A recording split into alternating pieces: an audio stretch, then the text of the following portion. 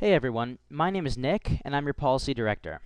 This is an adapted version of a presentation I gave at Mills College this Monday, December 7th. It looks at the policy and the politics behind healthcare reform, and specifically of the bills before Congress. It's a bit on the technical side, but I do hope you learned something. In my opinion, the problems with the status quo can be broken down into four categories. There's the moral problem, the cost problem, the business problem, and the fiscal problem. Let's start with the moral problem. Right now, in our country, 46 million people lack health insurance. And this does have consequences.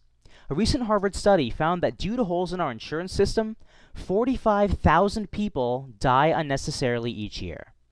Think about that. 45,000 deaths per year. That's one death every 12 minutes. And these people do have faces and they do have names.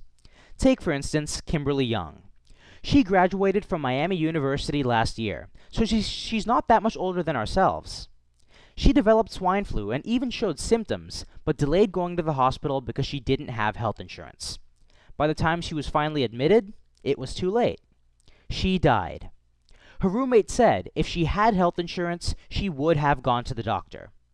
It's people like Kimberly Young who are falling through the cracks, who can't afford health insurance and are sometimes literally losing their lives as a result. And it's no coincidence that she's young. Young people dominate the ranks of America's uninsured. 30% of us lack health insurance, by far the highest proportion of any age group. Over 1/3 of us will be uninsured for at least part of the year following graduation. Most shockingly, 66% of us, nearly 2/3, will skip needed medical care because of costs. So while we have a coverage problem in America, we have an even more acute problem with young people. In my opinion, this is un-American.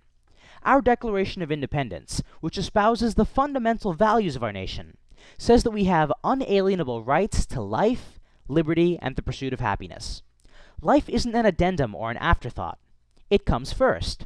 And in a country as wealthy as powerful as our own, we should not have people dying in the streets, yet that's exactly what's happening now. We need to fix this, and with the bills before Congress, we will. Now you may be thinking, there go Democrats thinking with their hearts and not their heads. But it's not just our consciences that are going bankrupt. Right now, healthcare costs are rising 4 times faster than wages, which means that they're doubling every 10 years. So even if you have health insurance, you want reform to make your insurance affordable. Here's a chart that puts it in perspective. The bottom line is how incomes have been growing over the past 20 years, and the top line is how healthcare costs have also been growing.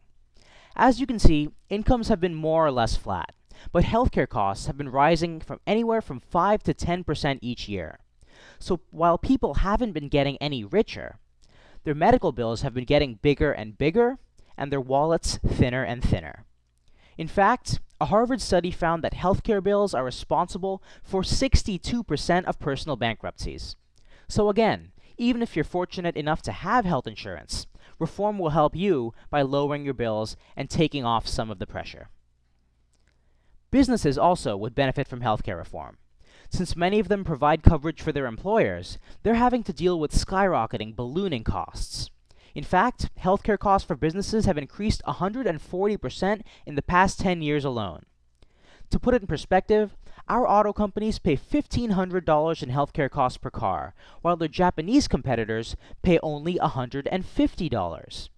This is a clear disadvantage, and it's one of the key reasons we can't compete. But don't just take my word for it. Listen to the Business Roundtable. Our members consistently name healthcare costs as the #1 cost pressure facing them in their leadership of America's largest companies. If we want to get our businesses up and running, if we want to give our economy a shot in the arm, healthcare reform would be a great place to start. And last but not least, there's the fiscal problem. If we do nothing, our country will literally go bankrupt. In fact, the Congressional Budget Office has called health spending the single greatest challenge to balancing the federal budget. And they're not kidding around. If current trends continue, Medicare and Medicaid alone will consume 20% of our GDP by 2040. And the bill before the Senate would go a long way towards solving this problem. It would reduce our deficit by $750 billion over the next 20 years. So, if we care about fiscal responsibility, we would do well to pass these bills. But to get a perspective on how broken our healthcare system really is, all we have to do is open our eyes and look at other countries. We in the United States pay 2 times the industrial world's average per person, yet our infant mortality and our life expectancy are the worst among high-income OECD countries. These are 24 countries, from Portugal to South Korea. We also pay more in administrative costs, less of us get same-day care, and fewer of us are satisfied with our healthcare systems. The bottom line is that we pay more, in this case 2 times more, for less. So when conservative talking heads blabber about how we have the best healthcare system in the world, it's only if you're rich and only if you don't have a pre-existing condition. Now, what would the bills before Congress do to solve these problems? Many things, but the most important can be broken down into 4 categories.